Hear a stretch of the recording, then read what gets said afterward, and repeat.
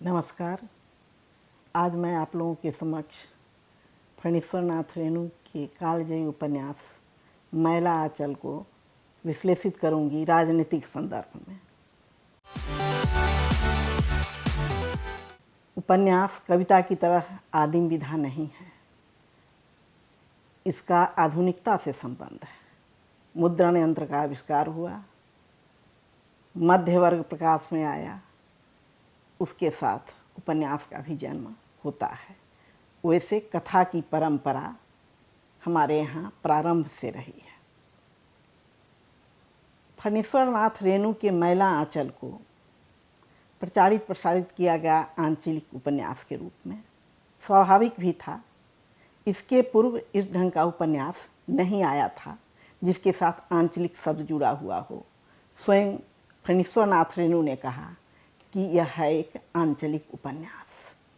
इसमें परिवेश ही, स्थान विशेष ही पात्र के रूप में अवतरित हुआ है, किंतु इसमें जो राजनीतिक संदर्भ आए हैं, इसमें जो सामाजिक संदर्भ आए हैं, उनका विवेचन विश्लेषण पुनः पुनः होना आवश्यक है।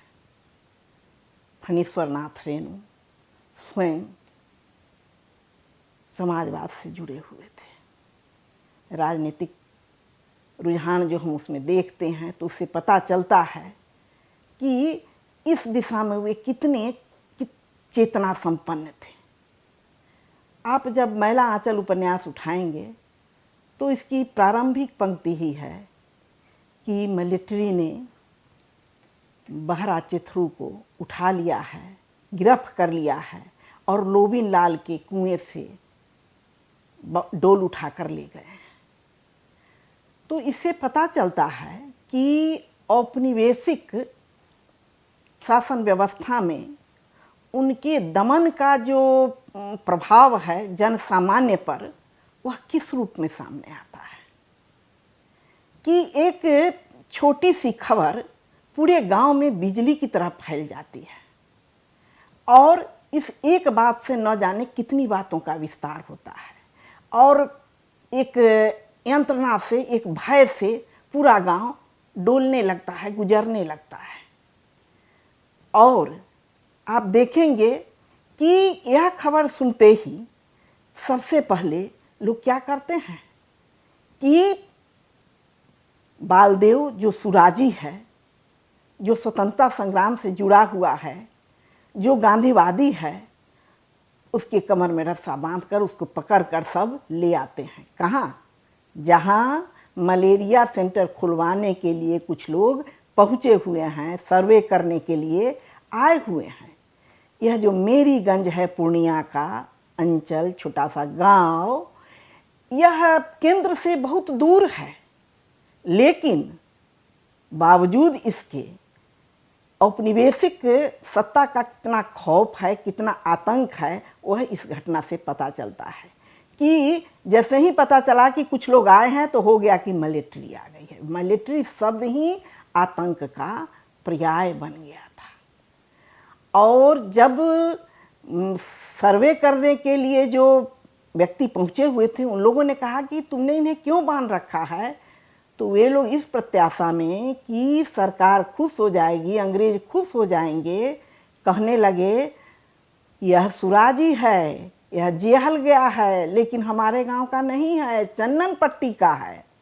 और उन लोगों के मन में कहीं ना कहीं से यह भी आशा थी कि इसको पकड़कर हम ले जाएं तो हमें इनाम मिलेगा। लेकिन उसमें का एक व्यक्ति पहचान जाता है, कहता है अरे ये तो बालदेव जी हैं, कांग्रेस आश्रम में इनको देखा था। और तब लोगों को लगता है कि अरे यह तो गलती हो गई, और तब धीरे धीरे वहाँ से सब खिसक जाते हैं। यह भी उसी भय और आतंक का परिणाम है कि गलती हो गई तो पता नहीं अब हमारे साथ क्या व्यवहार होगा। बहरहाल हम आगे बढ़ते हैं। इसमें जो राजनीति से जुड़े पात्र हैं उसमें मुख्य रूप से हैं बालदेव, बावन दास, कालीचरण, चलितर कर्मकार और मेरीगंज से बाहर देखें तो राम किशुनदास हैं, उनकी पत्नी आभा रानी हैं, तारा देवी हैं। और आप इस मैला आंचल से गुजरेंगे तो देखेंगे कि इसका जो कालखंड है वह बहुत लंबा चौड़ा नहीं है। सूच्य रूप में 1942 के आंदोलन का जिक्र होता है, किंतु मुख्य रूप से जो घटनाएं वर्णित हैं वह स्वतंत्रता से आसन्न पूर्व का और स्वतंत्रता के आसन्न बाद का, यानी लगभग 3 वर्षों का, 1946 से लेकर 1948 तक। और अलग अलग हम विश्लेषित करें तो इसमें कांग्रेस से जुड़े लोगों का चरित्र खुलकर सामने आता है। आप एक जगह देखेंगे कि बावन दास कहता है कि भारत माता अब भी जार बेजार रो रही हैं, और चिहुक कर पूछता है बालदेव, अब भी भारत माता रो रही हैं? अब तो देश स्वतंत्र हो गया है, सुराज मिल गया है।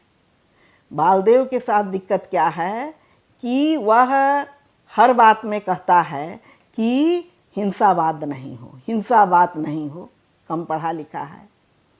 लेकिन वह भूल गया कि महात्मा गांधी का संबंध सत्य और अहिंसा से था। सत्य ही साध्य था, साधन तो अहिंसा था। तो साधन की बात तो बालदेव करता है और साध्य की बात नहीं करता है। इसलिए वह हर बात में कहता है कि हिंसावाद, हिंसावाद, जहाँ कहीं कुछ मारपीट की बात हो तो, लेकिन सत्य के प्रति वह समर्पण नहीं रख पाता है, उससे वह जुड़ा हुआ नहीं रह पाता है। और आज़ादी के बाद का जो दृश्य दिखाया है फणीश्वर नाथ रेणु ने, उससे तो कांग्रेस के अधः पतन का पता चलता है। क्योंकि औपनिवेशिक काल में भारतीय कांग्रेस की जो स्थापना हुई थी तो उनकी जो ट्रेनिंग हुई थी वह औपनिवेशिक शासनकाल में हुई थी, अंग्रेज़ों के दास्ता के अंतर्गत हुई थी। इसलिए उनका जो चरित्र है वह स्वतंत्रता प्राप्ति के बाद भी नहीं बदला। फैज ने कहा था, यह दाग दाग उजाला, यह सब गजीदा शहर, हमें इंतजार था जिसका, ये वो शहर तो नहीं। तो वह यह दागदार सुबह थी आज़ादी के बाद भी, क्योंकि जिस चीज़ की कल्पना करते थे लोग, जिस चीज़ की आशा करते थे, वह नहीं मिला उन्हें। बाद में भी पूरा समाज वर्ग में, वर्ण में, जातियों में बटा हुआ था। कहा था बावन दास ने कि लगता है कि अब हर आदमी की टोपी पर लिखा होगा कायस्थ, राजपूत, ब्राह्मण, क्षत्रिय, कुर्मी। और कितनी दूरदर्शिता थी लेखक में, फणीश्वर नाथ रेणु में, कि उन्होंने इन सब बातों का आकलन उस समय कर लिया था। 1954 में यह पुस्तक प्रकाशित हुआ था और उस समय जिन जिन बातों की ओर उन्होंने इंगित किया है, कथा सूत्र में जिन बातों का संगुम्फन किया है, वे सारी बातें आज और भी उग्र रूप में चरितार्थ होते दिख रही है। सबसे बड़ी बात उपन्यास का है वह कलाकार का कला संयम है। फणीश्वर नाथ रेणु का कला संयम है। स्वयं वे प्रभावित थे जयप्रकाश नारायण जी से, और आप देखेंगे भी कहीं भी उनकी किसी पार्टी से पक्षधरता नहीं दिखती है।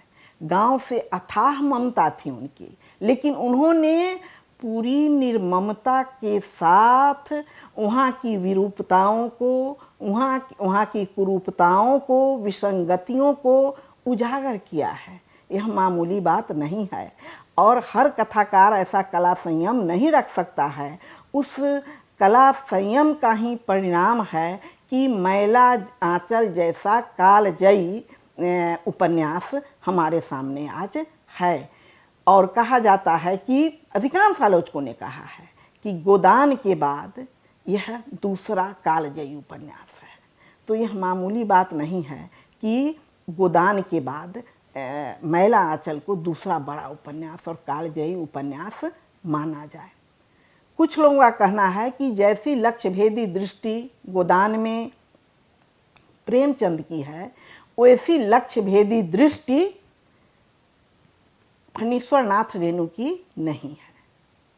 कारण स्पष्ट है। प्रेमचंद का जो होरी है, गोदान का होरी, वह पूरे भारतवर्ष के किसान का प्रतिनिधित्व करता है। वह नायक प्रधान उपन्यास है और प्रेमचंद की का पूरा ध्यान ऋण की समस्या पर केंद्रित है। हालांकि उन्होंने भी दिखलाया है कि गांव के किसान, गांव के गरीब गुरबे प्रत्यक्ष रूप से अंग्रेजों द्वारा शोषित नहीं है। अंग्रेजों से उनकी कोई मुलाकात नहीं है, देखा देखी नहीं है। उन्हें यह भी नहीं मालूम है कि उनका शोषण किसके द्वारा हो रहा है, लेकिन वे शोषण चक्र में पिसते जा रहे हैं। कारण भी नहीं मालूम है और पिसते जा रहे हैं और अंत में होरी मृत्यु की नियति को प्राप्त करता है। यहाँ भी मैला आंचल में भी बीच में जमींदार हैं, बड़े किसान हैं। अंग्रेजों से साक्षात शोषण नहीं दिखाया गया है। हाँ, कभी कभी दिखाया जाता है कि तमादी के पूर्व एक अंग्रेज अफसर आता है और प्रताड़ित करता है, कोरे लगाता है और इतने अधिक दंड से वह गुजारता है मजदूरों को, किसानों को, कि साल भर तक फिर जमींदार को कोई दिक्कत नहीं होती है। लेकिन प्रेमचंद फणीश्वर नाथ रेणु के लिए तो प्रिय थे किसान, छोटे और मजदूर। 1971 में मधुकर सिंह से बातचीत कर रहे थे वे सारिका के लिए, तो उन्होंने कहा था कि देश की ताकत है किसान और मजदूर। इस बात को उन्होंने बहुत पहले भांप लिया था और इसलिए उन्होंने इस उपन्यास में किसानों और मजदूरों को, ऐसे किसानों को जिन्हें 2 जून की रोटी भी मैसर नहीं है, उन्होंने पूरी सहानुभूति दी है, हृदय से सहानुभूति दी है। दूसरा जो राजनीतिक पात्र नजर आता है वह है कालीचरण। उसमें जोश बहुत है। एक जगह है बालदेव कहते हैं कि जोश तुम में बहुत है लेकिन होश नहीं खोना चाहिए।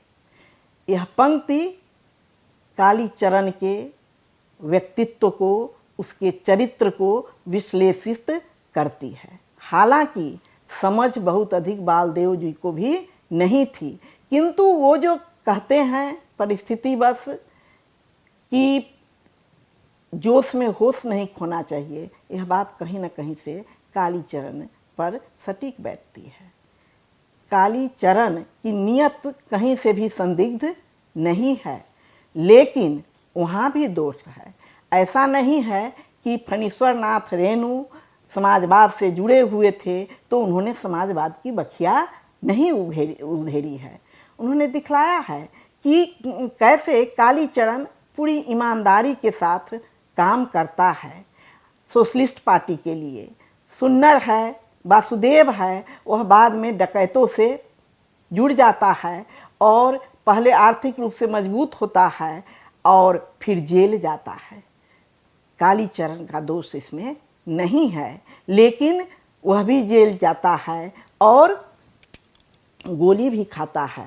लेकिन उसे लगता है कि सोशलिस्ट पार्टी से जुड़े हुए जो बड़े नेता हैं, अगर मैं उनके पास पहुंच जाऊंगा और सही बात बता दूंगा तो मेरी स्थिति में सुधार होगा, मैं बच जाऊंगा।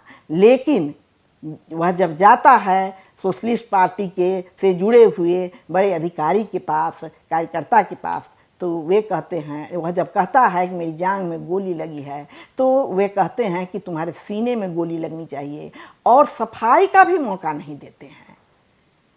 तो यह सब देखकर लगता है कि सोशलिस्ट पार्टी की बखिया उधेड़ने में भी फणीश्वर नाथ रेणु ने कोई कोर कसर नहीं छोड़ी है। और जब वह भागता है वहाँ से, तब उसे चलितर कर्मकार की याद आती है, कम्युनिस्ट पार्टी के चलितर कर्मकार की। क्योंकि चलितर कर्मकार ने कहा था कि साथी विपत के समय तुम मुझे याद रखना। हालांकि विचलन तो कालीचरण में भी है, विचलन तो बालदेव में भी है। जब संथालों के विरुद्ध सारा गांव एकजुट हो जाता है, उस समय बालदेव और कालीचरण की जो भूमिका संथालों के प्रति होनी चाहिए वह भूमिका उन्होंने उपस्थित नहीं की और एक तरह से वे तटस्थ हो गए। तटस्थ भी नहीं कहे, एक तरह से अप्रत्यक्ष रूप से उन्होंने पूरे गांव की मदद ही की संथालों के विरुद्ध। संथाल भोली जनता, वह भी इसी देश की जनता है और वे वन में बसर करने वाले जो अपना पसीना लगा देते हैं अनुर्वर जमीन को उर्वर बनाने में और उनके पसीने की कोई कद्र नहीं होती है। जब वे अनुर्वर ज़मीन को उर्वर बना देते हैं और जब उसमें सोने की तरह गेहूं की लहरें फसलें लहलहाने लगती है, धान की फसलें लहलहाने लगती हैं, तो ज़मींदार उन्हें काट ले जाते हैं, उन्हें वंचित कर दिया जाता है उन गेहूँ और उन धान की बालियों से। तो स्वतंत्र भारत में भी यह कितना बड़ा अत्याचार और अनाचार था। लेकिन वे जो शोषक विश्वनाथ प्रसाद तिवारी हैं, जो मलिक टोली के हैं और जो इन्हें कैथ टोली भी कहते हैं गांव के लोग, वे बन जाते हैं कांग्रेस कमेटी के मेंबर।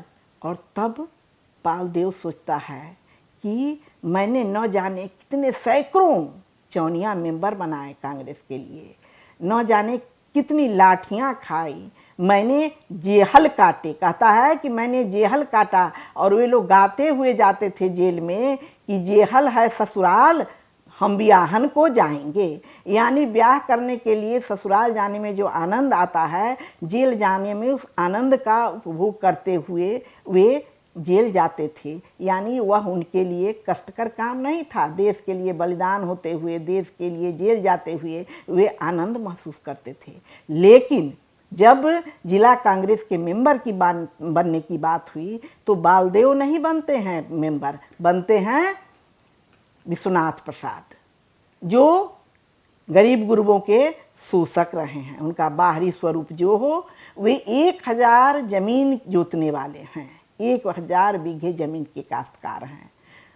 दूसरे जो प्रमुख हैं गांव में वह हैं राजपूत डोला के रामकृपाल सिंह, उनके भाई शिवशंकर सिंह, वे 350 बीघा जमीन जोतने वाले हैं।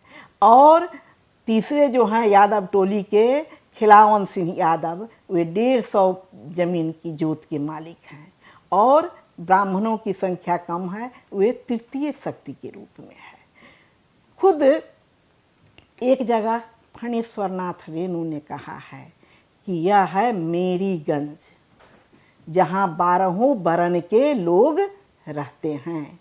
उन 12 वर्ण के लोग में हैं तंत्रिमा टोली, कुर्मी क्षत्रिय टोली, रैदासों की टोली, और वे लोग निम्न वर्ण और निम्न वर्ग के माने जाते हैं।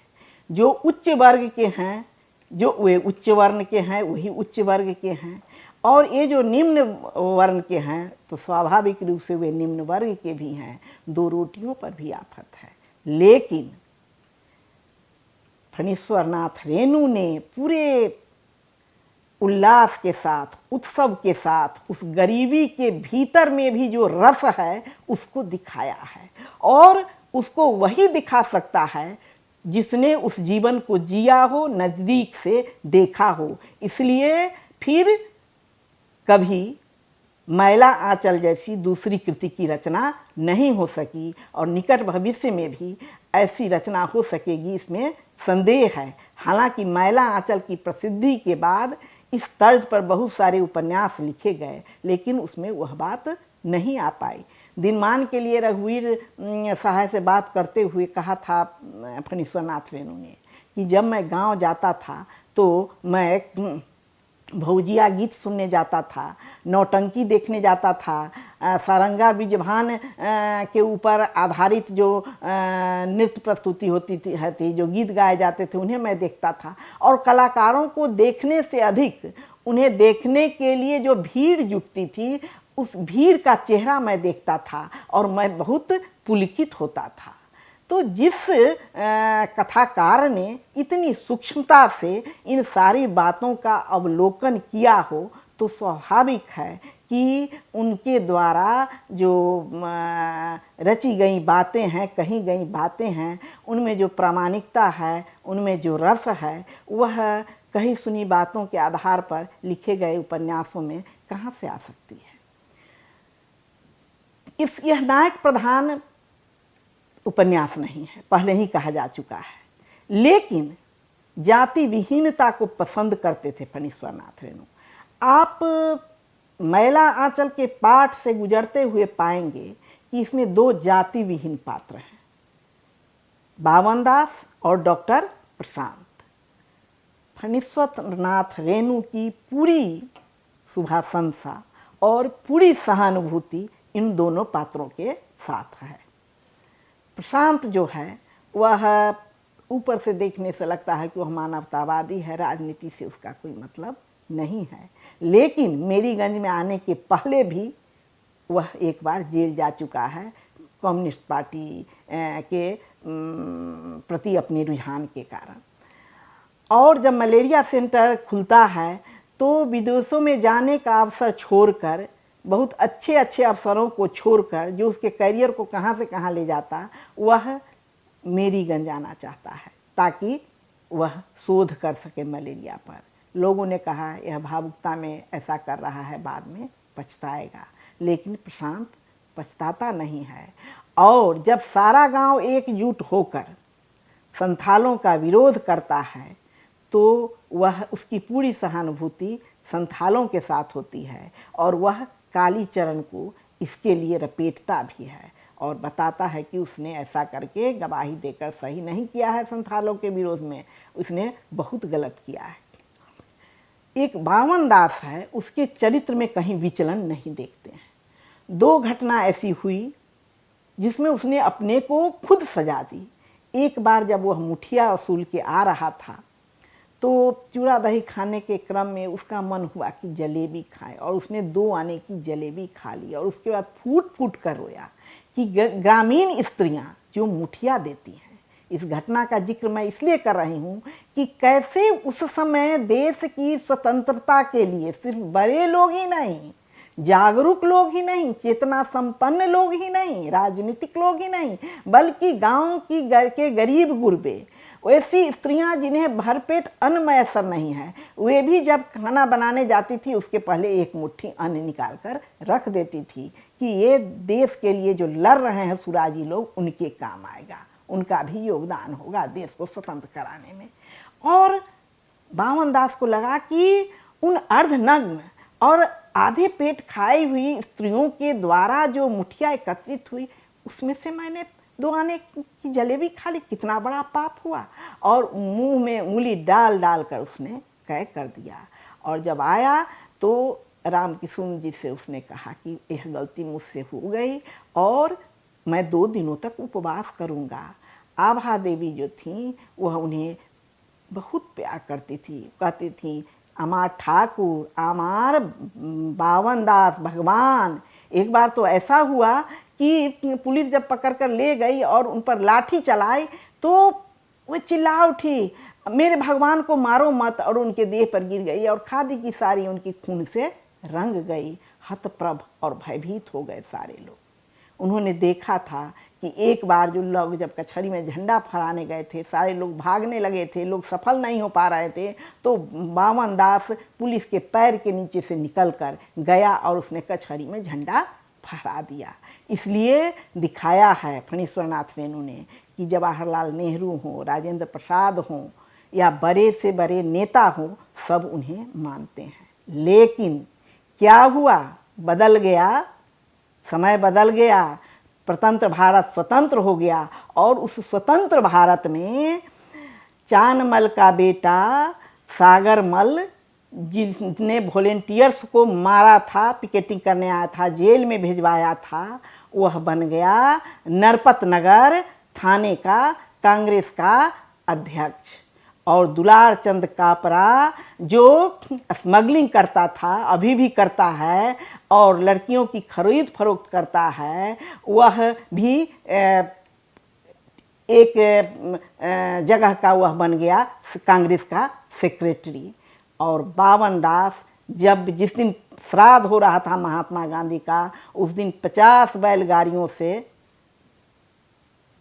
दुलार चंद कापरा स्मगलिंग का सामान भेजने के चक्कर में नाहर नदी के किनारे था। उस नाहर नदी के किनारे जिसके उस पार पाकिस्तान था और इस पार हिंदुस्तान था।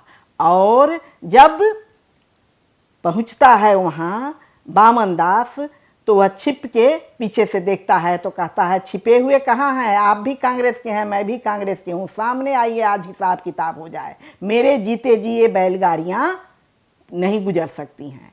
और गाड़ीबान भी हिम्मत नहीं करता है कि उसके शरीर पर से बैलगाड़ी चला दे। और तब दुलार चंद कापरा बैल की पूंछ उमेटता है, हड्डी टूटती है, पटाक ये ध्वनि होती है, और उसी ध्वनि के साथ बैल भी तरफड़ा के एक किनारे हो जाता है। और वह नहीं, जानवर होकर भी उस पर नहीं चलना चाहता है।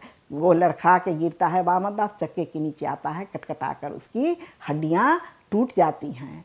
तो शहीद हो गए महात्मा गांधी इस स्वतंत्र भारत में।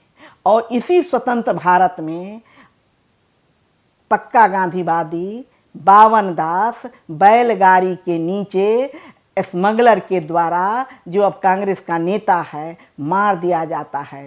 यही है आज़ाद भारत की विडंबना। प्रेमचंद ने भी तो यही कहा था कि जॉन की जगह जनार्दन आ गया है, लेकिन बात ज्यों की त्यों रही, स्थिति में सुधार नहीं हुआ। तो जिन राजनीतिक परिदृश्यों को दिखाया है फणीश्वर नाथ रेणु ने अपने उपन्यास में, वह आज भी अपने और अधिक विभत्स रूप में है। नहीं तो बालदेव जैसा कांग्रेसी बावन दास के पत्रों को इसलिए छिपा लेता है कि कहीं इसे कोई पद न मिल जाए। यही नहीं, वह उसे जलाना भी चाहता है, जिसे लक्ष्मी रोक देती है। नहीं तो गांधी जी ने जो पत्र लिखे थे बावन दास को, वे पत्र भी जल गए होते। और किन स्थितियों में उन पत्रों को सौंपा था बावन दास ने? जब उसे लगा था कि आज मेरा भी बलिदान हो जाएगा, मैं वापस नहीं लौटूंगा। तो कितने विश्वास और कितनी आस्था के साथ उसने बालदेव को अपने पत्र सौंपे थे। बालदेव, बावन दास और चुन्नीलाल एक ही दिन सुराजी बने थे। और बालदेव का विचलन होता है, वह लोभ में पड़ता है। तेल कपड़ों का जो उसे मिलता है, बांटने की पर्ची बांटने का जब उसे जिम्मा मिलता है, तो उसमें वह गड़बड़ी करता है। और बाद में वह लक्ष्मीदास के साथ रहने लगता है, उस पर शक करता है। चुन्नीलाल सोशलिस्ट पार्टी में चला जाता है और बावन दास तो शहीद ही हो जाता है। तो इस आज़ाद भारत में इन तीनों की परिणति हम देखते हैं। कितने स्पष्ट और प्रखर दृष्टा थे फणीश्वर नाथ रेणु। सारी बातें उनके सामने आईने की तरह साफ थी। लगता है जैसे वे भविष्य को पूरी खुली आँखों से देख रहे थे कि क्या हो रहा है और क्या होने जा रहा है।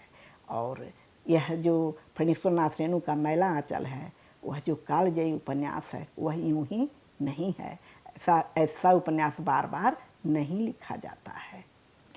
नमस्कार।